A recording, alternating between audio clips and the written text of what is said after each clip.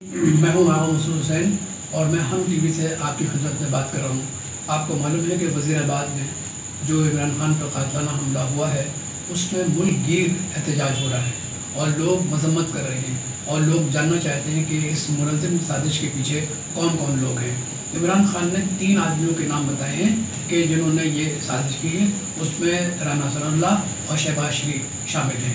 چنانچہ دیکھنا یہ ہے کہ جب یہ لوگوں کے خلاف تحقیقات ہوگی یا ان کے منصب سے ہٹایا جائے گا تو چیزیں سامنے آئیں گی، لیکن میں سمجھ رہا ہوں کہ اس وقت صورتحال بہت زیادہ خطرناک ہے۔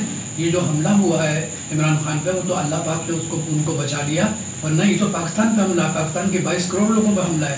اور پھر سب سے بڑی بات یہ ہے کہ مسلم لیگ نون کے انتہا پسند لوگ اس میں شامل ہیں۔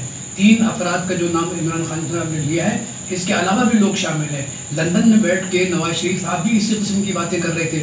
آج سے 2 دن پہلے انہوں نے اپنے بھائی سے کہا کہ عمران خان کے سلسلے میں کوئی بات چیت نہ کی جائے، کوئی سیاسی مذاکرات نہ کی جائے۔ تو یہ ان کے تانے بانے جو ہیں بہت دور تک جا رہے ہیں اور یہ صورتحال جو ہے یہ پاکستان کے لیے انتہائی نقصان دہ ہے، کیونکہ بات اصل یہ ہے کہ اس وقت پاکستان کے اندر جو سازشیں ہیں وہ اندر سے ہو رہی ہیں اور ہندوستان اس سے پورا مزہ لے رہا ہے اور بالکل ممکن ہے کہ پاکستان کے سلسلے میں کوئی مہم جوئی کر بیٹھے۔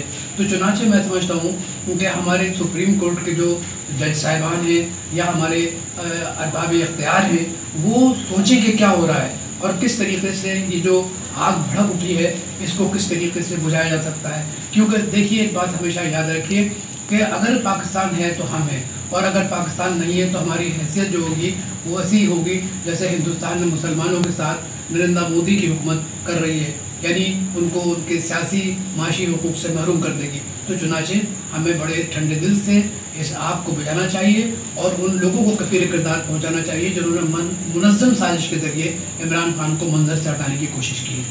بہت بہت شکریہ۔